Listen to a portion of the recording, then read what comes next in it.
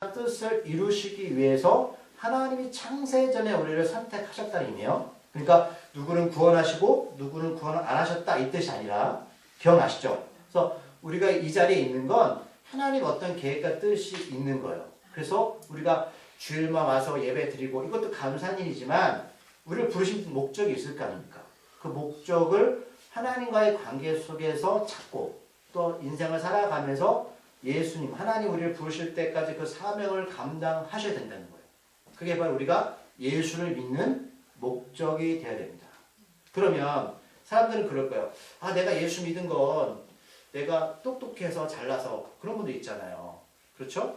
그런데 오늘 8절 말씀 읽으시면 우리가 예수를 믿은 건 우리가 믿고 싶어서 믿은 것도 아니고 우리가 똑똑해서 믿은 것도 아니에요. 8절 말씀 다시 읽어볼까요?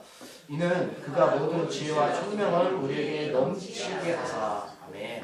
하나님께서 우리가 예수 모르기 전에 예수를 알 수 있는 지혜와 총명을 넘치게 주셨기 때문이라고 성경은 말씀하고 있어요. 그러니까 우리가 지식이 높아하지 않아도 내가 남들 볼 때는 좀 약간 바보스러워도 예수 믿는 거하고는 관계없다는 거예요. 하나님께서 우리를 믿게끔 지혜와 총명을 허락하셨다라고 말씀하고 있어요. 그러니까 사람들이 복음을 전하면 그 얘기 하잖아요.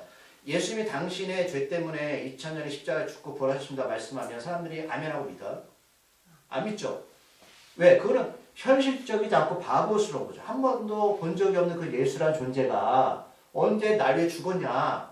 내가 그분의 음성도 들은 적이 없는데 내가 어떻게 그분을 구원자를 믿고 따르겠냐. 그래서 오랫동안 교회 다녀도 이게 믿어지지 않는 거예요. 근데 그거는 굉장히 당연한 일이다라고 말씀드리고 싶어요. 왜냐하면 오늘 말씀에도 하나님이 구원하시는 것은 우리가 믿겠다고 작정해서 믿는 게 아니고 우리에게 뭘 주셨다? 지혜와 총명을 주셨기 때문에 믿어지는 거예요. 그러니까 사람의 생각과 지식으로는 예수를 믿을 수가 없습니다. 없어요. 이건 물론 바울의 주장이에요. 우리가 학생부 우리 지난주 같이 예배를 드렸지만 계속 뭘 나누죠? 잠언을 나누잖아요. 또 지난주 말씀에 기억나시나요? 여호수아 1장 8절 이 율법책을 내 입에서 떠나게 하지 말아라. 이 뜻을 영어 성경에 보니까 어떻게 해석이 된다고요? 그 말씀을 항상 기억하고 생각하라는 거죠. 이게 뭐죠? 우리는 말씀을 생각하지 않고 삶에 적용하지 않으면 그 말씀이 정말로 맞는지 틀리는지를 알 수가 없어요. 이런 생각 훈련이 반드시 뭐다? 필요하다. 그래서 아이들한테 우리가 잠언을 읽고 끝나는 게 아니라 제가 계속 질문을 던지는 이유가 거기에 있거든요. 그래서 오늘 말씀에 총명이라는 단어도 영어 성경에 보면 뭐라고 해석하고 있냐면 이해하다라고 기억하고 있어요. 그냥 말씀을 이해하는 거예요. 듣고 끝나면 절대 안 돼요. 그 말씀이 그냥 내가 예수를 믿을 수가 없다는 거죠. 그게 내가 인생에 무슨 관계가 있어. 당장 내일 출근해야 되고 돈을 벌어야 되고 먹고 살 게 없는데 무슨 예수 믿으면 이런 일이 벌어지고 막 기적 같은 일이 벌어지고 여러분 이게 어떻게 믿어지겠어요? 믿어지지 않는 게 당연해요. 그래서 믿어지지 않기 때문에 어떤 현상이 벌어지냐면 사람들이 교회 다녀도 말씀과 우리의 삶을 저기와 동떨어지게 살아가는 거예요. 왜요? 경험하지 못하니까. 예를 들면 우리가 사과가 맛있다는 건 체험이 필요하잖아요. 경험이 필요하잖아요. 먹어보지 않으면 그 사과를 계속해서 추상적으로 생각하는 거예요. 그래서 성경은 그 부분을 우리에게 명확하게 말씀하는 거예요. 하나님은 우리를 예수를 믿을 수 있는, 이해시킬 수 있도록 하신다는 거죠. 납득시킨다는 거죠. 그냥 예수님이 그런 기적 행했다. 어떻게 이런 일이 벌어져. 이게 아니라 그런 일이 정말 일어날 수 있다는 사실을 우리에게 이해시킨다라고 오늘 성경은 우리에게 말씀하고 있다는 사실이에요. 그러면 이 비밀을 아는 지혜와 총명, 이해하는 능력은 어떻게 우리들에게 전달되어졌고 어떻게 믿게 되었나요? 생각해 보셨나요? 물론 우리가 엄마 아빠가 예수님 믿어서 여러분들 예수님 믿을 수도 있어요. 그럼 그 엄마 아빠는 누구한테 예수를 전함을 받게 되었나요? 생각해 보셨나요? 그 전전 세대 그럴 수 있죠. 그럼 그 전전 세대는 어떻게 누굴 통해서 믿게 되었나요? 오늘 에베소서에 보면 여러분 그 기록되어 있어요. 3장 4절 5절 말씀을 볼게요. 3장 4절 5절 오늘 나중에 우리가 이 부분 나누겠지만 먼저 말씀 보겠습니다. 3장 4절 5절 시작. 그것을 읽으면 내가 그리스도의 비밀을 깨닫는 것을 너희가 알 수 있으리라. 이제 그의 거룩한 사도들과 선지자들에게 성령으로 나타내실 것 같이 다른 세계에서는 사람의 아들들에게는 알리지 아니하셨으니. 아멘. 자, 이걸 우리가 복음을 예수님도 비밀이라고 말씀하셨어요. 비밀을 모두 숨겨져 있었던 거죠. 근데 예수님 그걸 드러내셨어요. 그런데 그것을 읽으면 첫 번째가 뭐냐면 앞에서 3절 나왔지만 하나님 말씀을 읽지 않으면 예수를 알 수 있다 없다? 없다라는 거예요. 물론 2000년 전에는 말씀을 들을 수밖에 없었죠. 성경책도 귀했고 참 우리가 막 볼 수가 없잖아요. 그러니까 옛날에는 믿음은 들으면서 난다고 말씀했는데 지금은 볼 수 있죠. 그러니까 그것을 읽는다는 건 어쨌든 우리가 하나님 말씀을 읽지 않으면 예수 그리스도, 내가 그리스도의 비밀을 깨닫는 것, 바울이 예수님이 누구인지의 비밀을 깨닫는 것처럼 너희도 읽어야지 알 수 있다는 거 아니에요? 그런데 5절에 보면 이제 그의 거룩한 사도들과 선지자들에게 성령으로 나타내신 것 같이. 자, 이 비밀을 처음에 누가 알려줬냐면 하나님의 거룩한 사도들과 선지자들이 이 비밀을 전했다는 거예요. 우리 전에. 그러니까 우리가 지금 복음을 듣고 있는 건 우리가 알 수는 없지만 수많은 시간과 공간적 개념 안에서 하나님의 사도들과 선지자들이 그 말씀을 전했기 때문에 지금 우리가 예수를 알 수 있다. 근데 그들이 힘으로 한 게 아니라 성령으로 나타냈다. 그러면 선지자들과 여러분 그 사도들은 어떻게 복음을 전했을까요? 성령의 역사를 통해서. 물론 사람의 입으로 전했겠지만 이들은 자기 힘으로 전한 게 아니에요. 생명이 있는 자만이 생명을 줄 수 있는 거죠. 그러니까 여러분들이 복음을 전한다는 건 단순하게 성경책을 갖다가 읽어주는 게 아니라 생명이 있는 사람이 성령을 의지하면서 우리 아까 배웠잖아요. 보혜사 돕는 자가 함께 하셔야죠. 성령께서 그 말씀이 선포되어졌을 때 듣는 자가 생명이 전달이 되는 거예요. 사람의 힘으로 할 수 있다 없다? 없다. 그런데 다른 세대에서는 사람의 아들들에게는 알리지 아니하셨다. 그럼 여러분 사람의 아들들이 누군지 아세요? 사단의 자식들이죠. 죄송하지만 예수 없는 사람들은 사단의 자식들이잖아요. 우리는 처음에 죄의 자녀들이었죠. 똑같죠? 똑같은 말씀이에요. 그러나 거기에는 알리지 않았어요. 그러니까 지금도 우리가 왜 복음을 전하기 어렵고 성령의 역사가 일어나지 않냐. 하나님께 속하지 않았기 때문에, 성령 의지하지 않기 때문에라고 성경은 말씀하고 있어요. 그러니까 우리가 하나님의 사람이라면, 하나님의 사람께 속해 있다면 성령의 도움을 통해서 우리가 예수를 전할 수 있다. 그것들을 처음에 누가 했다? 거룩한 사도들과 선지자들. 이들은 성령 받은 사람들이잖아요. 자, 그렇다면 우리들이 오해하지 말아야 될 것은, 그러면 하나님께서 이 사람들, 사단의 자식들은 버렸냐? 여러분 그렇지 않아요. 말씀을 좀 찾아볼게요. 여기 껴놓으시고 로마서 1장 15절 말씀. 로마서 1장 15절. 여기서 세 구절을 찾아볼게요. 자, 사람의 자녀들은 특징이 뭐냐면 그들 스스로 하나님을 마음에 두기 싫어하는 사람들이에요. 자, 1장 15절 말씀.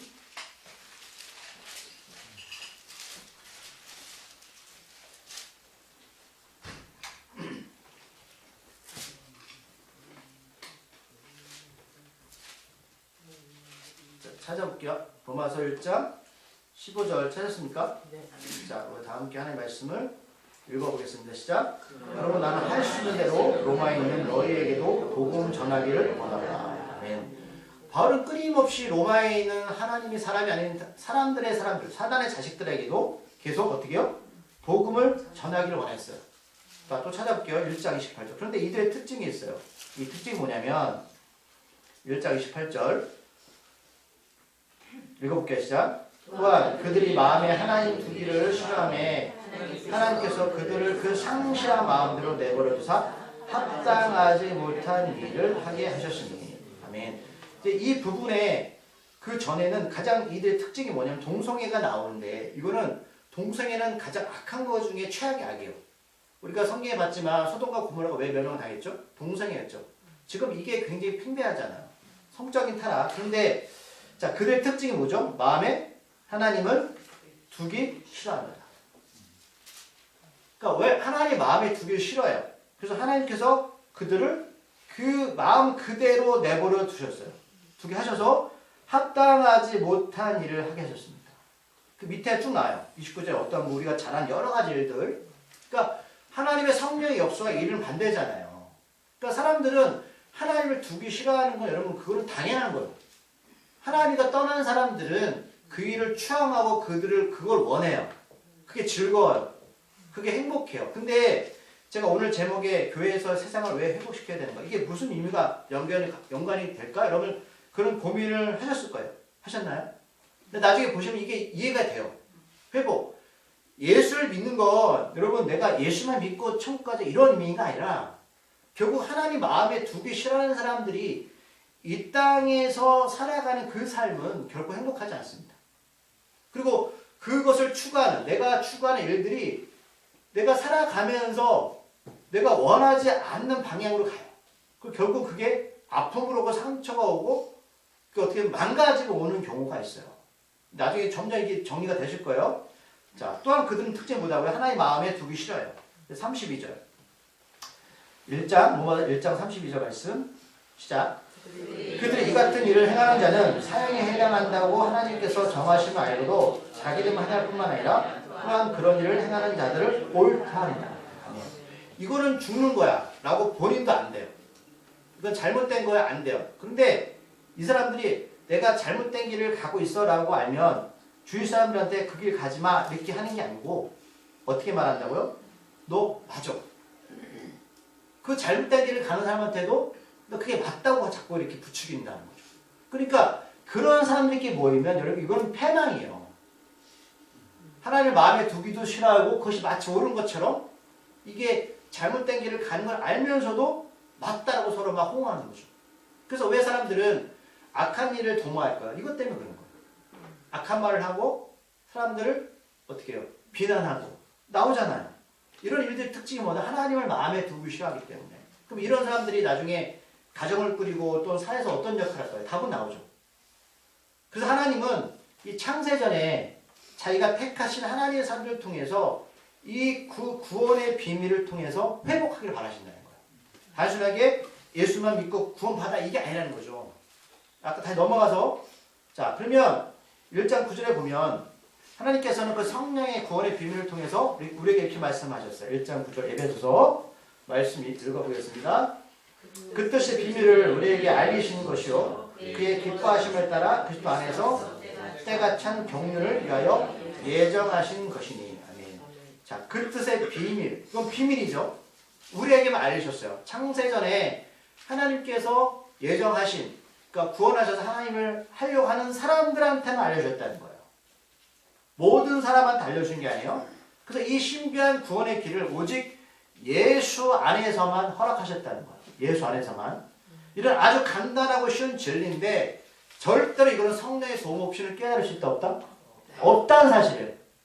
내가 박사학위 10개 가져도 여러분 안 됩니다. 여러분 잘 아시는 그 김용 그분 강의 들어보셨어요? 그분이 막 성경 가지고 하시더라고요. 저는 보다가 기가 차가지고 하버드 나왔다며요. 근데 그분이 지식적으로는 똑똑하잖아요. 근데 성경을 왜 그렇게 풀이할까요? 왜 그렇게 모를까요? 성령이 없는 거죠. 그냥 사람의 생각과 사람의 지식으로 말씀을 풀이하는 거잖아요. 그러니까 저는 보면서 참 그걸 믿는 사람도 대단하지만 어떻게 그는 말도 안 되는 걸 가지고 믿을까?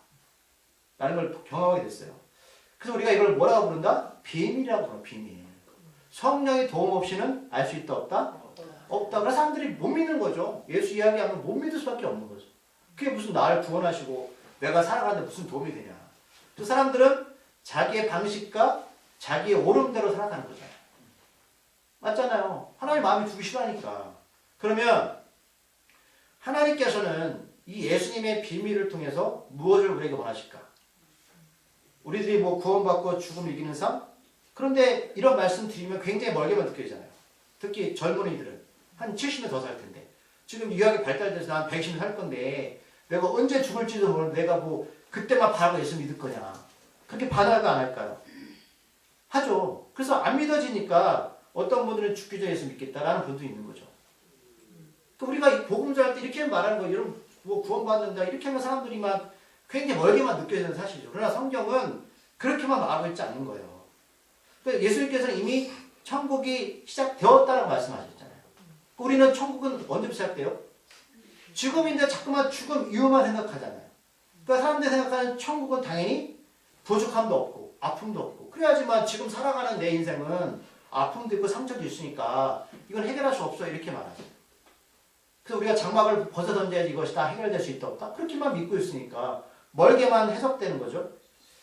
그런데 오늘 말씀을 보니까 이제 예수 안에서 때가 찬 경륜을 그 기뻐하심에 따라서 예정한 것들을 알려주신다고 말씀하고 있는데 오늘 10절에 보면 마지막 한 절이죠. 한 절 말씀 읽어볼게요. 하늘에 있는 것이나 땅에 있는 것이나 다 그리스도 안에서 통일되게 하라십니다. 아멘. 에베소서 계속 강조하는 게 뭐죠? 예수 안에서. 이거 계속 말씀하고 있죠. 바울이. 그런데 통일이라고 하면 어떻게 생각드세요? 남북통일. 남북통일. 근데 남북통일 하면은 뭐 두 개 하나가 된다 이렇게 생각할 수 있나요? 두 개 하나 되는 거? 여러분 지금 가정 꾸린 거 있죠? 남북통일 되셨어요? 묻고 싶어요. 오늘 말씀에 예수 안에서 통일된다. 그러면 우리가 생각하는 건 두 개가 하나가 되니까 좋아지는 거 아니야? 생각할 수 있죠. 통일되셨나요?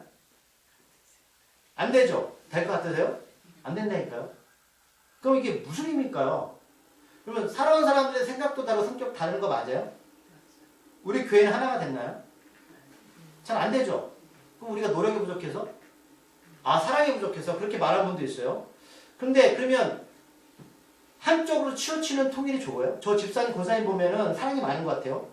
그러면 사랑 담으면 좋죠. 그럼 교회 재밌을 것 같으세요? 재미없어요. 이렇게 말하면 이해 안 가시죠? 네. 여러분 부부가 살 때 또는 둘 다 성격이 유순하면 재밌을 것 같으세요? 바라세요? 재미없다니까요? 좀 한쪽에서 좀 이렇게 좀 여러분 무료한 거잖아요. 계속 유순하면 한쪽에서 스파크를 팍팍 쳐야죠. 그래야지 뭐야 삶의 활력소 이러는 거 아니에요? 무료했던 내 인생이 전기 자극을 막 주고 우리 사람 교회가 다 똑같으면 재미없다니까요. 네? 때로는 막 문제도 팍팍 일으키고요. 그런 분도 있어야 재밌는. 물론 힘들지만 교회가 제가 그러잖아요. 맨날 좋은 일만 있으면 목사 기도 안 한다니까요. 목사님 죽겠어요. 이래야 기도하는 거죠. 여기 인생 그렇다니까요. 내 자녀가 맨날 뭐 잘하고 문제 없고 그러면 좋겠죠. 맞아요. 저도 그렇게 바라는데 여러분 하나님은 그렇게 만들어 자랐다고요. 오늘 이 통일이라는 것은 무슨 뜻이냐면 한쪽으로 치우치는 게 아니에요. 뭐 남한이 좋으니까 북쪽에 통일되면은 북쪽은 다 나쁜 거고 남한은 좋고 저 좌파 아니에요? 말씀하세요. 그런 뜻이 아니라 하나님이 세상 어떻게 창조하셨죠? 땅만 창조하셨나요? 하늘도 창조하셨죠. 하늘은 좋은 거야 나쁜 거야? 어떤 소리야? 맨날 눈만 내린다. 우리 아들내미가 하늘에서 똥이 내린다는 거죠. 걔는 눈이 싫어요. 하나님이 왜 눈을 만드셨어요? 싫잖아요. 그러니까 사람마다 보는 관점이 다른데 그럼 어떤 사람 하늘 보면 멋있죠. 가을 하늘 보면. 근데 군인들은 겨울 하늘이 싫은 거죠. 그렇죠? 그럼 하나님이 왜 하늘을 왜 만드셨고 왜 땅을 왜 만들었냐고요. 그럼 세상에는 하나님은 만드셔 천지를 창조하실 때 새만 만드셨나요? 물고기도 만드셨고 왜 그렇게 만드셨을까? 그렇지 맞아요. 우리 볼 때는 저건 필요 없어 할 수 있죠. 저 인간 필요 없어 할 수 있어요. 근데 하나님은 이 원에 보면 통일한 틀을 잘 들으셔야 돼요. 이게 뭐냐면 다양한 요소들이 전체 녹아 들어가서 서로를 인정하고 소속감을 느끼는 것이라고 말해요. 그 쉽게 말하면 김 목사님 있잖아요. 혼자 살면 제가 누군지 몰라요. 저 착한 사람인 줄 알아요. 착하시죠 다. 아니세요? 여러분들이 세상에 이걸 못 느껴요. 세상에 어차피 그 사람 다 이익적인 식단이에요. 근데 교회 공동체에 들어오니까 내가 누군지 보게 되는 거예요. 누굴 통해서? 맞아요. 상대방을 통해서. 그런데 내가 가지고 있는 게 나쁜 게 아니에요. 이 안에서 지체로 하나가 돼가는 거예요. 이걸 느끼는 거예요. 그러면 나는 지금까지 남아있으면 내가 잘난 줄 알았어요. 근데 저 사람도 하나님 안에서 필요해요. 이걸 뭐라고 말한다? 통이라고 말하는 거예요. 하나님은 왜 아담한테 돕는 배필 하와를 만드셨죠? 혼자 잘할 수 있잖아요. 할 수 있잖아요. 근데 하나 보시기에 하와가 필요한 거예요. 근데 하와가 결국 죄를 짓잖아요.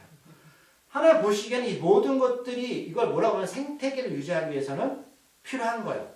그럼 생태계 공부하시면 이게 정말로 중요한데 질서가 좋아요. 이게 통이라고 말할 수 있어요. 근데 여러분 세상을 바라보면 질서가 좋아대로 가나요? 힘과 권력대로 가죠.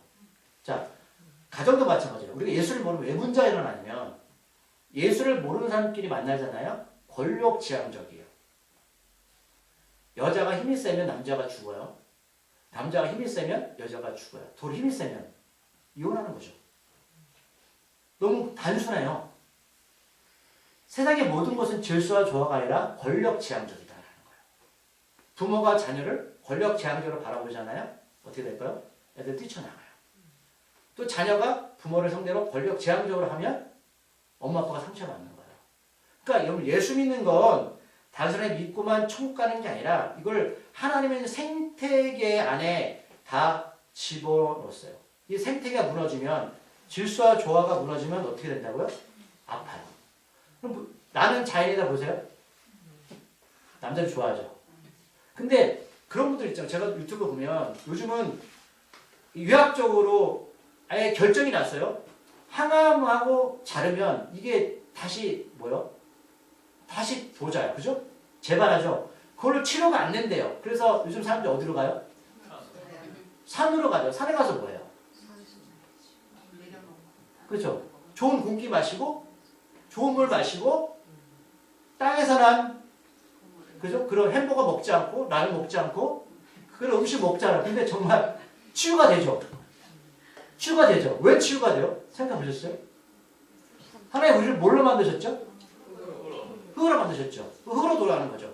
흙은 땅에서 살아가는 거예요. 땅에서 난 음식을 먹어야 되고 하나님 창조하신 이 자연 안에서 살아야 되는 거예요.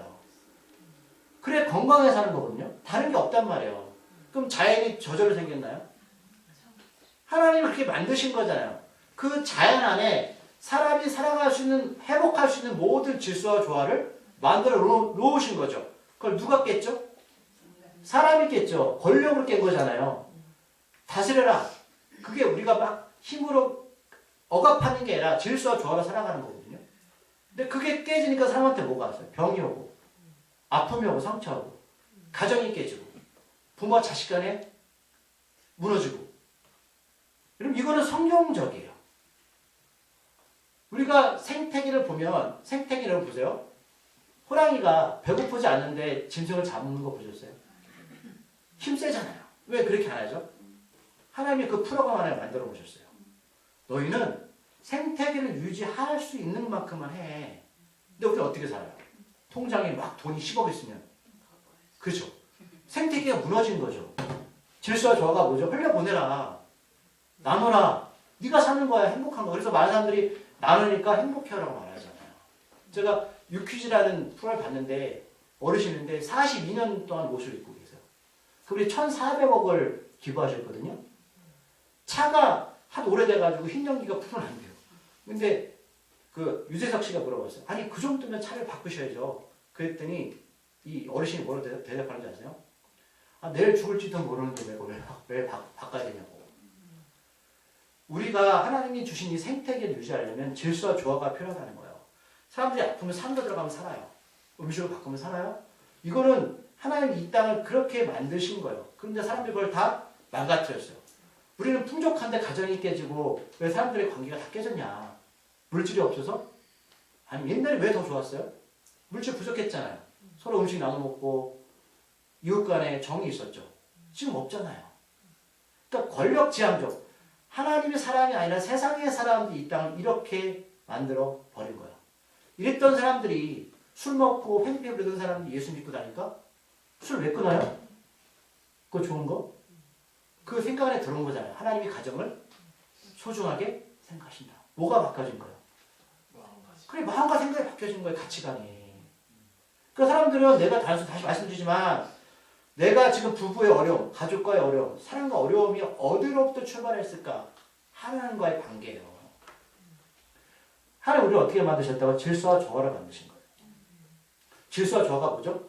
서로가 맞아요. 잘 녹아 들어가서 하나가 되어 가는 거. 나는 그대로 있어요. 하지만 그 안에서 나를 부인하니까 상대방이 살아요. 부부가 살아요. 가정이 살아요. 그러니까 우리는 지금 이걸 기억 못하고 자꾸만 다른 것에만 초점을 맞추고 살아가세요. 조화가 질서가 무너졌어요. 그 남녀 역할이 무너졌어요. 동성애도 마찬가지예요. 그 사람들은 내가 지금 뭘 해서 이거 하면 내가 행복할 수 있어라고 말하지만 그때뿐이라니까요. 젊어서 한번 살아보세요. 그게 저 사람을 내 마음대로 할 수 있어요, 없어요? 없어요. 맨날 술 먹고 늦게 들어서 사람 어떻게 할 거예요? 말하면 싸우는데. 그래서 그래요. 아니 목사님 왜 믿는 사람끼리 결혼해야 돼요? 맞아요. 그런데 그 사람들은 질서와 조화를 알 수 있다 없다? 없어요. 오늘 성경에서 말씀하시는 건 이 모든 것들이 어디 안에서는 가능하다? 예수 안에서만 가능하다는 거예요. 통일된다. 하나님이 이 세상을 회복시키길 바라세요. 원래대로. 우리 몸도 회복하길 바라시고 우리 가정도 회복하길 바라시고 이 교회도 회복되기를 바라시는데 자꾸만 교회가 성장하니까 힘과 권력으로 가고 우리가 너무 잘 살아지니까 힘과 권력으로 가고 교회도 막 있는지 없는지 나눠주고 이건 아니잖아요. 이제 말씀을 이제 마무리하면서 좀 볼게요. 로마서 8장 22절. 로마서 8장 22절.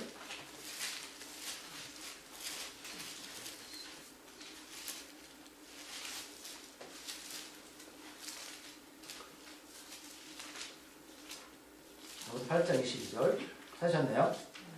시작. 피조물이 다 이제까지 함께 탄식하며 함께 고통을 겪고 이긴 것을 우리가 안다. 그러니까 이걸 보면 하나님은 구원만 얘기 안 해. 피조물을 왜? 우리만 피조물인가요? 세상의 창조물도 피조물이잖아요. 이게 다 탄식하고 고통을 겪는데요. 왜? 하나님의 사람들이 그 역할을 제대로 못했으니까. 하나님이 아담과 하나를 만드시고 뭐라고 말씀하셨어요? 이 세상을 잘 다스려라 이렇게 말씀하셨는데 그래서 아담한테 이름도 짓게 만들었잖아요. 네가 이름을 줘. 왜? 그 역할을 우리가 해야 되는데 그게 다 무너졌어요. 오염되어지고 기후변화가 일어나고 우리가 기후변화를 우리가 아무나 관계없이 말하잖아요. 지금 뭐 북극 남극에 얼음이 녹아가지고 지금 보세요. 미국도 갑자기 뭐 영하 30 몇 도 막 가잖아요. 이게 남의 일이 아니라 우리 생활 주변에서 일어나는 현상이에요. 그 사람들이 이걸 자꾸만 뭐 과학적으로 말하는데 결국은 하나님의 사람들이 그 역할을 해야 되는데 그걸 다 무너지게 만든 거예요. 우리가. 이제 하나님의 뜻이 어딘지 아시겠죠? 다 파괴되어지고 있어요. 자, 마지막 한 절 찾아보겠습니다. 요한계시록 21장 5절. 마지막 한 절.